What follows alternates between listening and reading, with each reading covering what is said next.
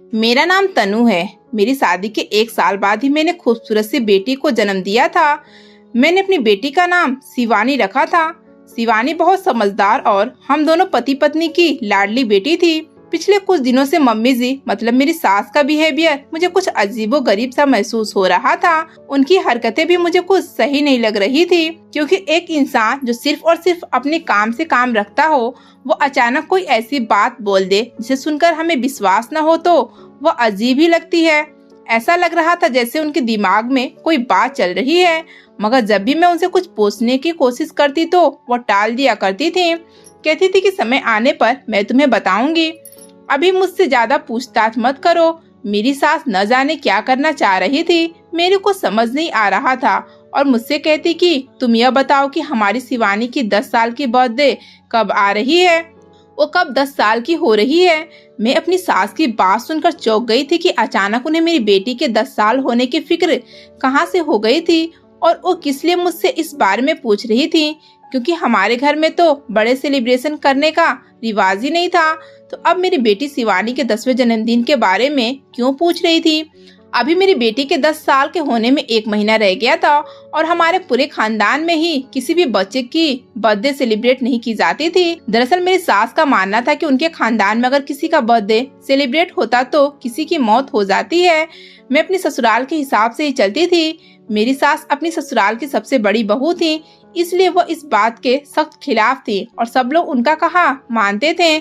मगर हैरानी वाली बात ये थी कि अचानक पिछले कई दिनों से मेरी शिवानी के जन्मदिन के बारे में वो बार बार पूछ रही थी। ऐसा लग रहा था जैसे उन्हें मेरी बेटी की 10वीं बर्थडे का बेसब्री से इंतजार हो रहा है। मैं अंदर ही अंदर परेशान होती रही कि पता नहीं मेरी सास करना क्या चाह रही हैं। मगर मैं यह भी जानती थी कि जब तक वो अपने मुंह से मुझे कुछ नहीं बताएंगी, मैं अपने हिसाब से इस बात के बारे में कुछ पता नहीं लगा पाऊंगी। इस तरह मैंने इस बात का जिक्र एक दिन अपने पति से भी कर दिया कि आपकी मम्मी आजकल हमारी बेटी के बर्थडे के बारे में बहुत पूछ रही हैं। तो वो मेरी बात सुनकर घबरा गए। मैंने साफ तरीके से उनके चेहरे पर घबराहट देखी थी और उनके चेहरे का रंग भी उड़ गया था। वह मुझसे कहने लगे कि मम्मी से कहना कि अभी उसकी 10वीं बर्थडे में बहुत टाइम है, इतना जल्दी उसका बर्थडे नहीं आने वाला। मैंने अपने पति से हैरान होते हुए पूछा कि आप ऐसा क्यों कह रहे हो, जबकि उसका बर्थडे तो अगले ही महीना आने वाला है। मैं वैसे भी उन्हें बता चुकी हूँ कि अभी 1 महीना रह गया है। तो वो कहने लगे कि अच्छा तुम कह देना कि मुझसे बताने में गलतफहमी हो गई थी, अभी 6 महीने हैं शिवानी के बर्थडे में, गलती से तुम्हारे मुँह से 1 महीना निकल गया, इसमें कौन सी बड़ी बात है। मम्मी तुम्हारी बात पर यकीन कर लेंगी। मम्मी को पता नहीं चलना चाहिए कि वो किस दिन 10 साल की हो रही है, वरना बहुत गलत हो जाएगा। मैं अपने पति की बात सुनकर और ज्यादा उलझ गई थी। ये दोनों माँ बेटे भी अजीब ही थे, खुलकर मुझे कुछ बता ही नहीं रहे थे और न ही इस रात से पर्दा उठ रहा था कि आखिर मेरी बेटी के 10 साल के होने में ऐसा भी क्या राज है कि बेटा तक अपनी माँ से यह बात पूछना चाहता है और मेरी सास को इस बात की जल्दी पड़ी हुई है कि उनकी पोती जल्द से जल्द पूरे 10 साल की हो जाए। मैं समझ नहीं पा रही थी, मुझे सब कुछ कोई नॉर्मल बात नहीं लग रही थी, कुछ ना कुछ तो गड़बड़ थी। कुछ दिनों के बाद फिर से मेरी सास ने मुझसे पूछा कि शिवानी का जन्मदिन किस तारीख को आ रहा है। तो मैंने अपने पति के कहने के मुताबिक झूठ बोल दिया और कहा कि अभी तो 6 महीने रह गए हैं। मुझे आपको बताने में गलतफहमी हो गई थी, मैं भूल गई थी। दरअसल मैं घर के कामों में इतनी उलझी हुई हूँ कि अपनी बेटी की बर्थडे डेट भी भूल गई। अभी उसके बर्थडे में बहुत टाइम है, जब होगी तो मैं आपको बता दूंगी, आप बेफिक्र रहो। उस समय तो मेरी सास खामोश हो गई थी, लेकिन मैंने साफ साफ महसूस किया था कि मेरी सास मुझे घूर कर देख रही है। शायद वो समझ गई थी कि मैं उनसे झूठ बोल रही हूँ, इसलिए उन्हें मेरी बात का यकीन नहीं आया था। वैसे मैं जानती थी कि वो मेरी बात का यकीन करेंगी भी नहीं, क्योंकि उनकी याददाश्त मुझसे भी ज्यादा अच्छी थी। उस दिन भी कुछ ऐसा ही हुआ। जैसे मेरी बेटी शिवानी स्कूल से वापस आई तो मेरी सास ने फौरन ही उसे आवाज देकर अपने कमरे में बुला लिया। उससे बड़े प्यार से पूछने लगी, बेटा तुम्हारे बर्थडे की डेट कब की बैठ रही है। मैंने आंखों से इशारे से अपनी बेटी को रोकने की कोशिश की कि वो अपनी दादी को अपना बर्थडे डेट न बताए, मगर मेरी बेटी मेरे इशारे को समझ नहीं सकी थी। वह कहने लगी, दादी कि मेरा बर्थडे तो इस महीने की 28 तारीख को है। फिर मेरी बेटी हैरान होकर अपनी दादी से पूछने लगी, लेकिन दादी हमारे यहाँ तो बर्थडे सेलिब्रेशन होता ही नहीं है, तो फिर आप मुझसे पूछ क्यों रही हो। तो मेरी सास अंदर ही अंदर मुस्कुरा रही थी। न जाने मेरी सास के दिमाग में क्या चल रहा था और मेरी बेटी से कहने लगी, हाँ हमने आज तक तुम्हारा बर्थडे सेलिब्रेट नहीं किया, जबकि हमारे खानदान में किसी का भी बर्थडे सेलिब्रेट नहीं हुआ है, लेकिन इस बार हम तुम्हारा बर्थडे सेलिब्रेट जरूर करेंगे। मैं तो उलझते हुए अपने कमरे में वापस आ गई और सोचने लगी कि न जाने मेरी सास के दिमाग में क्या चल रहा है जो हमें नहीं पता वो क्या करना चाहती हैं। आखिर मुझे कुछ बताए भी तो सही। मुझे अंदर से कुछ अलग ही महसूस हो रहा था। कुछ ऐसी फीलिंग्स पैदा हो रही थी जिनको समझने में मैं नाकाम रही थी। लेकिन मेरा दिल यही चाह रहा था कि मेरी बेटी की बर्थडे इतनी जल्दी हरगिज भी ना आए, मगर होने को कौन टाल सकता था। वही होता है जो भाग्य में लिखा होता है। हर लम्हा गुजरते हुए वक्त को कौन रोक सकता है। करते करते वह दिन भी आ गया जब मेरी बेटी पूरे 10 साल की हो गई। आज सुबह से मेरा मन बहुत घबरा रहा था। ऐसा लग रहा था जैसे कुछ गलत होने वाला है। मेरी बेटी का बर्थडे था, मगर मेरे दिल में बिल्कुल भी खुशी नहीं थी। पता नहीं मेरी ऐसी हालत क्यों हो रही थी। उस दिन सुबह से मेरी सास बहुत खुश नजर आ रही थी। किचन में आकर मुझसे कहने लगी कि शिवानी कहाँ है, अभी तक सो रही है क्या? मैंने कहा, जी मम्मी जी, पर आप क्यों पूछ रही हो? तो वह कहने लगी कि मुझे उसे बर्थडे विश करना है और कहने लगी जरा चावल भिगो देना। मुझे अपने पोते के लिए आज अपने हाथों से खीर बनानी है। उसे मीठा बहुत पसंद है ना, इसलिए। वैसे भी आज उसकी पहली और आखिरी बर्थडे सेलिब्रेट की जाएगी।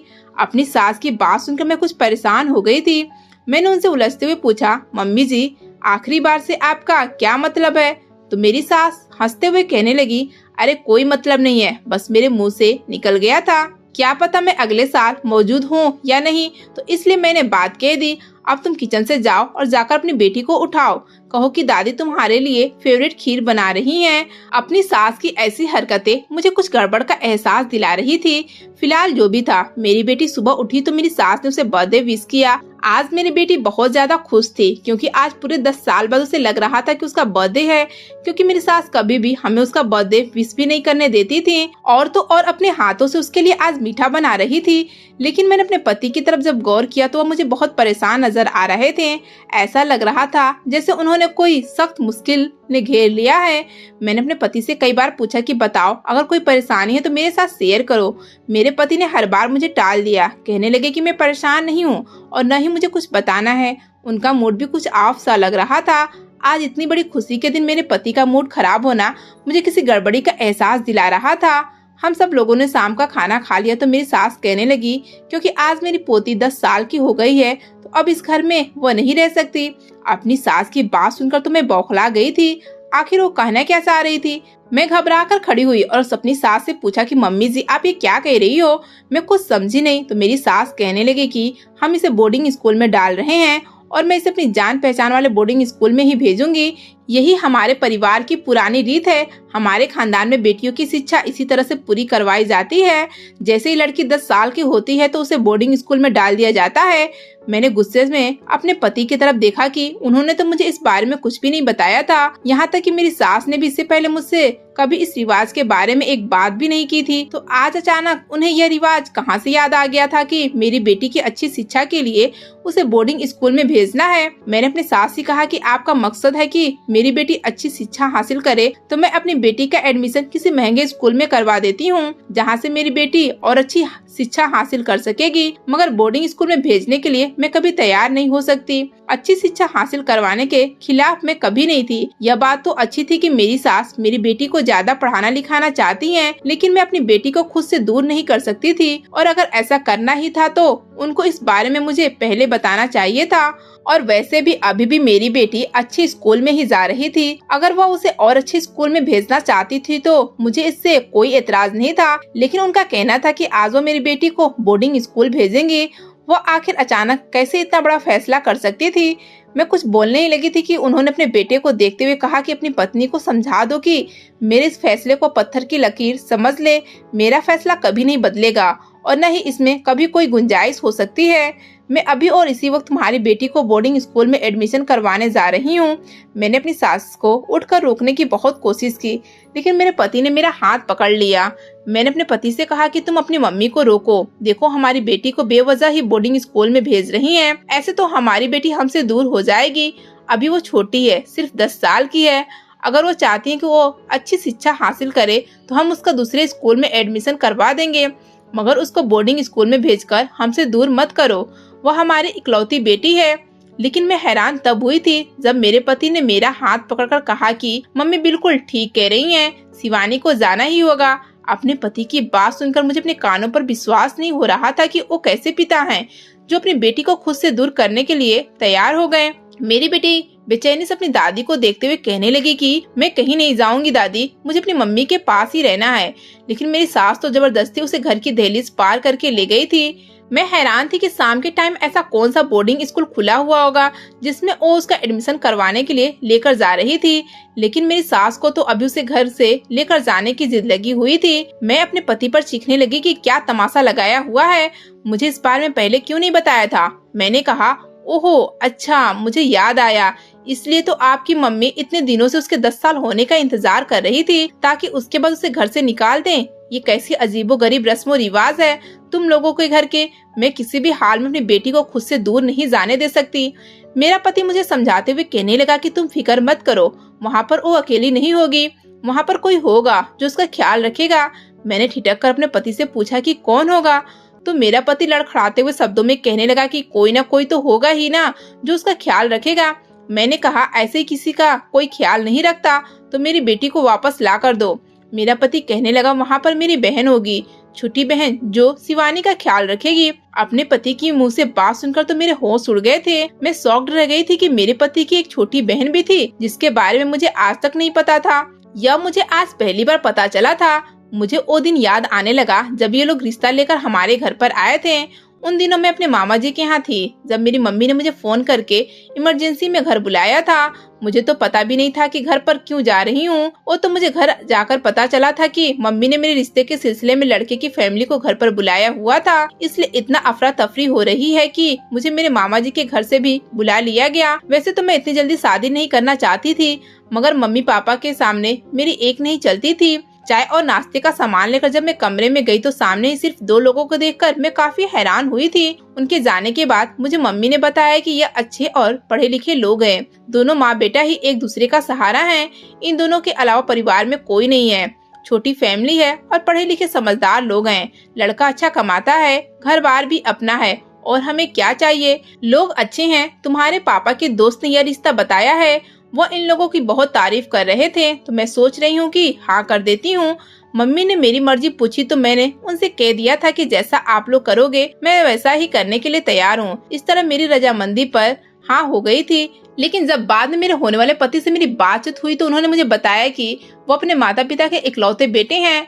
अपने पति की फैमिली के बारे में मुझे सिर्फ इतना ही मालूम था कि उनके पापा की मौत जब वो 15 साल के थे तभी हो गई थी, और उनकी मम्मी ने उन्हें पाल पोस कर जवान कर दिया था।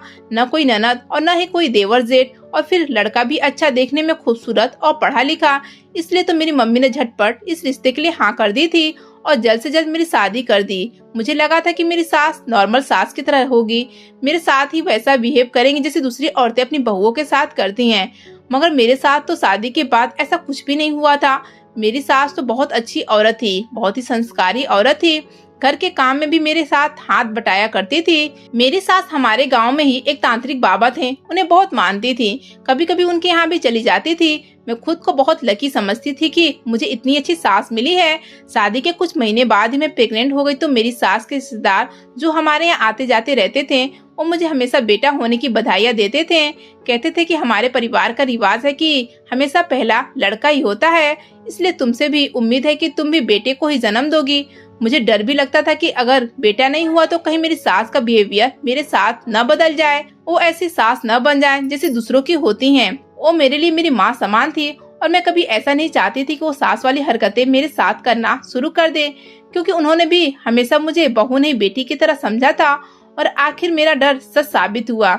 मैंने अपनी बेटी शिवानी को जन्म दिया था। मुझे लगा कि अब मेरी सास मुझे डांट लगाएंगी, मुझसे नाराज होंगी, मगर ऐसा कुछ भी नहीं हुआ था।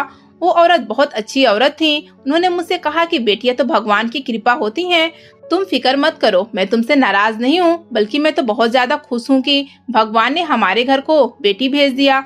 तो मैंने चैन की सांस ली थी। बेटी पैदा हो जाने के बाद मैंने भगवान से यही प्रार्थना की कि दूसरी बार मुझे अगर कभी माँ बनने का सुख मिले तो मैं बेटे को ही जन्म दूं, क्योंकि मैं जानती थी मेरी सास को अपनी पीढ़ी बढ़ाने का कितना शौक है। वो यही चाहती होंगी कि उनके बेटे के घर भी बेटियां पैदा हो जो उनकी पीढ़ी को आगे बढ़ा सके, उनके घर का वारिस बने। लेकिन अगली बार जब मैं प्रेग्नेंट हुई तो मुझे मायूसी हुई थी। मेरे पेट में बेटी हुई थी लेकिन मेरी बेटी मृत्यु पैदा हुई थी, जिसका मुझे बेहद अफसोस था। मेरी सास का बिहेवियर मेरे साथ बिल्कुल नहीं बदला था। वो पहले की तरह ही मुझसे और मेरी बेटी से प्यार करती थी। मेरी एक ही बेटी थी। इसके बाद मुझे दोबारा प्रेगनेंसी नहीं हुई। मैंने भी अपने भाग्य पर सब्र और समझौता कर लिया था कि मेरे भाग्य में अभी दूसरी औलाद का सुख नहीं है। इसलिए मैंने अपना पूरा ध्यान अपनी बेटी शिवानी की परवरिश पर किया था। न सिर्फ उसकी हर ख्वाहिश को पूरा किया था बल्कि उसे अच्छे मैनर्स भी दिए थे। मेरी बेटी पढ़ाई में भी बहुत आगे थी, लेकिन मेरी सास भी चाहती थी कि मेरी बेटी बोर्डिंग स्कूल जाने के बाद अपना सारा का सारा ध्यान पढ़ाई में ही लगा दे। तो उन्हें कम से कम एक बार मुझसे इस बारे में बताना तो चाहिए था। तरह अचानक बिना पूछे बिना बताए इतना बड़ा फैसला कर दिया और उसका हाथ पकड़कर उसे घर से बाहर ले गई कि बोर्डिंग स्कूल में उसका एडमिशन करवाने जा रही हूँ। और अब मेरे परेशान होने पर मेरा पति कह रहा था कि तुम परेशान मत हो, वहाँ पर मेरी छोटी बहन भी मौजूद है। तो मेरा शक में पड़ना तो एक जरूरी बात थी कि अब उनकी बहन कहाँ से आ गई और कैसी बहन। पहले तो उन्होंने यही कहा था कि वो अपने पेरेंट्स का इकलौता बेटा है, तो अब उनकी बहन इतने सालों के बाद न जाने कहां से आ गई। मुझे परेशान देखकर अचानक मेरा पति कहने लगा कि दरअसल मेरी छोटी बहन भी वहीं बोर्डिंग स्कूल में पढ़ रही है। वो अभी 10 साल की उम्र से वहीं पर है। तुम फिक्र मत करो, वो हमारी बेटी शिवानी का बहुत अच्छे तरीके से ख्याल रखेगी। मेरी तो कुछ समझ ही नहीं आ रहा था आखिर ये सब चल क्या रहा था। मैं भी खुद कुछ समझ नहीं पा रही थी। मेरी सास जब 2 घंटे के बाद घर वापस आई तो मैंने उनसे पूछने की बहुत कोशिश की कि आप आखिर इस टाइम पर मेरी बेटी को कौन से बोर्डिंग स्कूल में एडमिशन दिलवाने गई थी, मगर उन्होंने मुझे कुछ भी नहीं बताया और मुझसे कहने लगे कि अब तुम मुझसे नहीं मिल सकती, इसलिए मैं तुम्हें कोई जवाब नहीं देना चाहती। अब अपनी बेटी को तुम कुछ सालों के लिए भूल जाओ। उस पल उनकी आंखों को देखकर मुझे बहुत डर महसूस हुआ था। वो आज मुझे बिल्कुल कोई बदली हुई औरत लग रही थी और उनका नया ऐसा डरावना रूप देखकर मैं बहुत डर गई थी। आज तो मुझे लग ही नहीं रहा था कि ये मेरी सास हैं, वही सास जो मेरे साथ इतने प्यार से रहती हैं। और मुझे कोई और ही औरत लग रही थी। उनके चेहरे के एक्सप्रेशन देखकर ऐसा लग रहा था जैसे वो कोई बहुत बड़ी जंग जीत कर आ रही हो। मेरा पति मुझसे बहस करने से रोकने की खातिर मुझे जबरदस्ती कमरे में लेकर चला गया। कहने लगे कि प्लीज इस समय तुम मम्मी से कोई बात मत करो। ये सब कुछ देखकर मैं बुरी तरह से उलझन का शिकार हो गई थी। मैंने आज तक अपने पति के मुंह से उनकी छोटी बहन का जिक्र नहीं सुना था और आज पहली बार सुनकर मुझे बहुत अजीब लगा था, बल्कि एक बहुत बड़ा झटका सा लगा था कि ये कैसी माँ है जिन्होंने बचपन से अपनी बेटी को बोर्डिंग स्कूल में पढ़ने के लिए छोड़ रखा है और अब मेरी बेटी को वहाँ छोड़कर आ गई। मैंने कुछ दिनों तक तो इंतजार किया। मुझे अपनी बेटी की बहुत याद आ रही थी क्योंकि वो मेरी एक ही बेटी थी और मेरी सब कुछ थी। मैं उसे बहुत प्यार करती थी। मेरा मन बार बार उसे देखने को कर रहा था, इसलिए मैंने अपने पति से कहा कि मैं अपनी बेटी से मिलना चाहती हूँ। मेरी सास ने कहा कि नहीं, तुम मुझसे नहीं मिल सकती। मेरा जब भी अपनी बेटी से मिलने का मन करता मेरा पति भी मुझे साफ साफ इनकार कर दिया करता था, बल्कि कभी कभी तो वो मुझे समझाता और तसल्ली देता कि परेशान मत हो, वो मेरी बहन के पास ही तो रह रही है। कुछ समय के बाद जब हमारी बेटी घर आएगी तो तुम देखना कितनी काबिल होगी। उसे स्कूल में अच्छी शिक्षा प्राप्त होगी। भले ही हम उसे नहीं मिल सकते मगर वो बिल्कुल ठीक है। मुझे ऐसा लगता था जैसे मेरी सास हर हफ्ते में एक चक्कर वहाँ मेरी बेटी से मिलने के लिए जाती थी, लेकिन वह मुझे अपने साथ लेकर क्यों नहीं जाती। हर पल मुझे यही एहसास होता था कि जरूर कोई तो ऐसी बात है जो मेरी सास मुझसे छुपा रही है। आखिर मैं अपनी बेटी से क्यों नहीं मिल सकती? कहीं मेरी बेटी किसी बुरे हाल में तो नहीं है, कहीं किसी मुसीबत का शिकार तो नहीं। मेरा दिल हर समय उसके लिए परेशान ही होता रहता था। मैं उसके लिए उसकी याद में बहुत रोती थी, लेकिन दूसरी तरफ ये दोनों माँ बेटा मुझे उससे मिलने ही नहीं देते थे। जब कुछ नहीं हो सका तो हारकर मैं अपनी बेटी के लिए बीमार पड़ गई। मेरी कंडीशन बिल्कुल बीमारों जैसी हो गई थी, लेकिन फिर भी मेरी सास का दिल नहीं पिघला। इस तरह धीरे धीरे पूरे 6 महीने गुजर गए थे और मैं अपनी बेटी के लिए एक झलक के लिए भी तरस गई थी। अब तो मैंने सोच लिया था जो होगा सो होगा। अब मुझे खुद ही उसका पता मालूम करना पड़ेगा। मैंने अपनी सास के रूटीन पर कड़ी नजर रखी थी, तो वो हफ्ते के आखिर दिन में शाम के समय घर से बाहर जाती हैं और लगभग 4-5 घंटे के बाद घर पर आती हैं। मुझे अंदर से ये लग रहा था कि वो मेरी बेटी से बोर्डिंग स्कूल में उससे मिलने के लिए जाती होंगी, जहाँ का कहकर उन्होंने मेरी बेटी को भेजा हुआ है। एक दिन मैं भी अपनी सास का पीछा करने लगी। जैसे वो घर से निकली तो मैं भी सावधान कदमों से उनके पीछे पीछे घर से निकल गई। काफी देर चलने के बाद वो जिस जगह पर रुकी थी उसे देखकर तो मैं हक्का बक्का रह गई थी। वो कोई बोर्डिंग स्कूल नहीं था, जबकि मेरी सास के मानने वाले उस तांत्रिक बाबा का घर था जिसे मेरी सास बहुत ज्यादा वैल्यू देती थी। और मेरी सास हर काम करने से पहले उस तांत्रिक बाबा की एडवाइस जरूर लेती थी। मैंने कभी तांत्रिक बाबा को देखा तो नहीं था, मगर मुझे अच्छी तरह से याद है जब मैं शुरू में प्रेग्नेंट थी तब मेरी सास तांत्रिक बाबा से मुझे आशीर्वाद दिलवाने के लिए लेकर आई थी।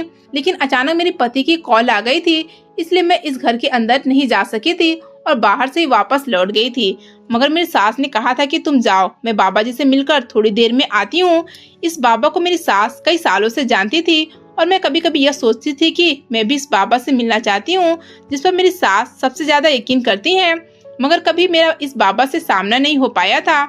मेरी सास को इस बाबा के घर में जाता हुआ देखकर मुझे यकीन हो गया था कि हो न हो मेरी बेटी को मेरी सास ने यहीं पर कैद करके रखा होगा। मैं भी अपनी सास के पीछे पीछे वहाँ पर चली गई, लेकिन अंदर का नजारा देखकर काफी हैरान हुई थी क्योंकि उसके अंदर तो काफी चहल पहल थी। शायद ये उस बाबा के नौकर थे जो इधर उधर टहल कर काम कर रहे थे। यह घर अंदर से बहुत बड़ा था। मैंने साड़ी का पल्लू अपने सर पर रखा और उससे अपना चेहरा भी छुपा लिया ताकि मुझे कोई पहचान ना सके। मगर वहाँ पर तो किसी को किसी से कोई मतलब ही नहीं था, सब अपने अपने काम में बिजी थे। मैं अपनी सास के पीछे पीछे सीढ़ियाँ चढ़ते हुए ऊपर जा रही थी। दूसरी मंजिल पर पहुंचकर वह कमरे में चली गई। मैंने दरवाजे पर ही रुककर अंदर की तरफ झाँका तो वहाँ पर एक बूढ़ा आदमी तकिए से टेक लगाए बैठा हुआ था। मेरी सास ने जाकर उनके पैर छुए और नमस्ते बाबा जी कहते हुए उनके कदमों में बैठ गई। वो उन्हें बाबा जी कह रही थी। इसका मतलब यह था कि वो यही बाबा थे जिनका ये घर था।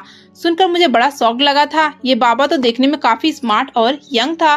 भले उसकी उम्र ज्यादा थी मगर उसने खुद को इतने बुढ़ापे में टिप टॉप बनाया हुआ था।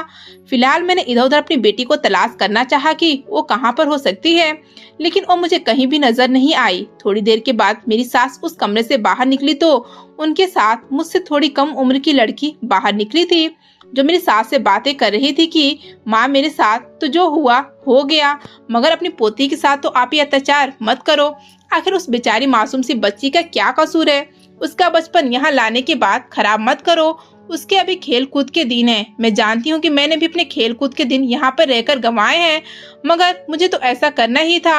आखिर कब तक ऐसा चलेगा? कितनी ऐसी 10 साल की मासूम बच्चियाँ जिनको आप यहाँ पर लेकर आओगी? 6 महीने हो गए हैं। इस बच्ची की माँ इसके लिए कितना तड़प रही होगी। प्लीज माँ, इसकी माँ के हाल पर रहम करो, उसे उसकी बेटी वापस लौटा दो। मैं कान लगाकर बातें सुन रही थी। शायद यह मेरी बेटी के बारे में बात कर रही थी, जिसे सुनकर मैं बेताब हो गई कि शायद मेरी सास अपनी बेटी की बात की लाज रख ले। मगर वो चिढ़ते हुए कहने लगी, जब मेरे हाल पर किसी ने रहम नहीं किया था, मेरे मासूम बेटे पर किसी को तरस नहीं आया था, तो मैं भी किसी पर रहम नहीं करूंगी। तू उसका यहाँ पर ख्याल रखना। वैसे भी उसे यहाँ किसी तरह का नुकसान नहीं है।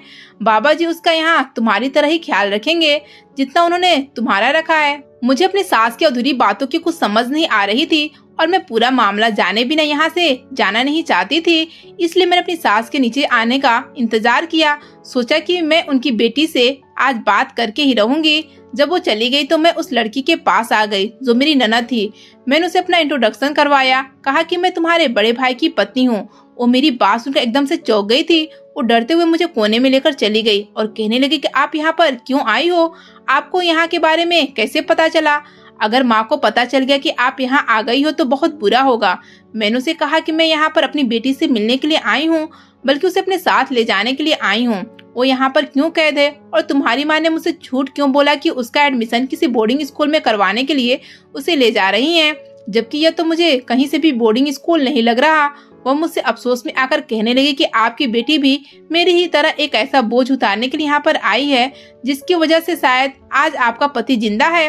और ऐसा करने के लिए सिर्फ आपकी बेटी ही नहीं आई, बल्कि अगर आपका कोई बेटा भी होता तो आपकी बहू ने पहली बेटी को जन्म दिया होता तो वो भी यहाँ पर आएगी और इस तरह ये पीढ़ी चलती रहेगी। मैंने उससे कहा कि मैं तुम्हारी बात को समझी नहीं, आखिर तुम क्या कहना चाह रही हो? तो वह कहने लगी कि यह कहानी तो अभी और कई सालों तक चलने वाली है, क्योंकि मेरी माँ ने बाबा जी को जबान जो दी है, और मेरी माँ एक ऐसी औरत है जो कभी अपनी जुबान से नहीं मुकरती। वह कहने लगी, जब मेरी मम्मी पहली बार प्रेग्नेंट हुई तो 9 महीने बाद उन्होंने भैया को जन्म दिया था। हमारे पूरे खानदान में रिवाज है कि अगर पहला बेटा पैदा होता है तो बहुत शुभ माना जाता है और इस वजह से उस बहू को ज्यादा वैल्यू दी जाती है क्योंकि उसने बेटा पैदा किया है। मेरी मम्मी भी अपनी शादी के बाद जब उन्होंने भैया को जन्म दिया तो बहुत ज्यादा खुद को लकी समझ रही थी, मगर 2 साल के बाद मेरी मम्मी को पता चला कि उन्हें फिर से गुड न्यूज है, तो फिर मैंने जन्म लिया। उसके बाद जिंदगी इसी तरह से गुजरती रही, मगर जब मैं 1 साल को हुई तो मेरे भैया की तबीयत बहुत ज्यादा खराब हो गई और मेरे पापा भी इस दुनिया से हमें छोड़कर चले गए थे। मेरे भैया इतने ज्यादा बीमार हो चुके थे कि डॉक्टरों ने उन्हें लाइलाज साबित कर दिया था। उनका कहना था कि आपका बेटा जिंदगी की जंग बहुत जल्द हार जाएगा। अगर आपके पास पैसे हैं तो आप इसे शहर के किसी महंगे हॉस्पिटल में लेकर चले जाओ, क्योंकि यहाँ गांव में इसका इलाज नहीं है। मेरी मम्मी का ऐसे मौके पर किसी रिश्तेदार ने भी साथ नहीं दिया था। मेरी मम्मी अपने 4 साल के बेटे को उठाकर गोद में जगह जगह घूम रही थी और फिर मैं भी थी। उन्हें मुझे सोता हुआ घर में ही छोड़ दिया था और रात के अंधेरे में घर में ताला लगाकर लोगों से पैसे मांगने के लिए चली गई थी, ताकि उनके बेटे का इलाज शहर के बड़े अस्पताल में हो सके, क्योंकि शहर के बड़े अस्पताल में जाने के लिए उन्हें पैसा भी ज्यादा चाहिए था। वह किसी भी तरह से अपने बेटे की जान बचाना चाहती थी, मगर मेरे भैया के इलाज के लिए किसी ने मेरी मम्मी की कोई मदद नहीं की थी और मेरी मम्मी का रो रो कर बुरा हाल हो गया था। एक तरफ उनकी 1 साल की नन्ही सी बेटी थी और दूसरी तरफ उनका 4 साल का बीमार बेटा था। पापा के मर जाने पर मम्मी बहुत टूट कर रह गई थी। उनकी कुछ समझ नहीं आ रहा था कि वो क्या करें। मेरी मम्मी के माता पिता भी इस दुनिया में नहीं थे जो उनकी थोड़ी बहुत मदद कर देते।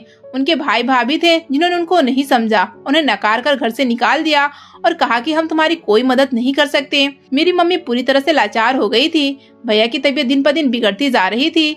फिर गांव की एक औरत ने मम्मी को सॉल्यूशन दिया कि हमारे गांव में जो सरपंच जी की हवेली के बराबर में तांत्रिक बाबा बैठते हैं, उनके यहाँ जाएं।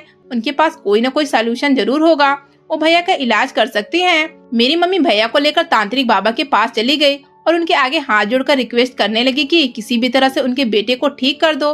वो अपने बेटे के बिना जिंदा नहीं रह सकेंगी, क्योंकि मेरी मम्मी भैया से बहुत प्यार करती थी। तांत्रिक बाबा ने मेरे भैया को ठीक करने का फैसला कर लिया था। मम्मी ने बाबा जी को बताया था कि उनके पास 1 साल की बेटी भी है, जिसे वह घर पर रोता हुआ छोड़कर यहाँ आई है। इस समय वह बहुत ज्यादा परेशानी में है, उनकी सारी परेशानी दूर कर दो। तांत्रिक बाबा ने मम्मी की सारी परेशानी दूर करने के लिए उन्हें तसल्ली दे दी थी और कहा था कि जल्द ही वह सारी मुश्किल से आजाद हो जाएंगे, मगर इसके लिए उन्हें बहुत बड़ी कीमत चुकानी पड़ेगी। मम्मी ने उनसे कहा था कि इस समय मेरे पास पैसे नहीं है, मैं आपको पैसा नहीं दे सकती। तांत्रिक बाबा ने कहा कि मैं तुमसे पैसे नहीं मांग रहा हूँ। मैं जानता हूँ कि अगर तुम्हारे पास पैसे होते तो तुम यकीनन मेरे पास नहीं आती, बल्कि अपने बेटे का इलाज किसी अच्छे अस्पताल में करवा रही होती। मैं अपने तंत्र मंत्र से तुम्हारे बेटे की तबीयत ठीक कर दूंगा, मगर इसके लिए तुम्हें अपनी बेटी को मेरे पास भेजना होगा। अभी नहीं, वो जब 10 साल की हो जाएगी और तब तुम मेरे पास उसे भेज देना। मैं उसे अपने पास तब तक रखूंगा जब तक तुम्हारे परिवार की, मतलब तुम्हारे परिवार का खून जो कि बेटी हो, उसे तुम मेरे पास लेकर आओगी। वो भी 10 साल की होनी चाहिए।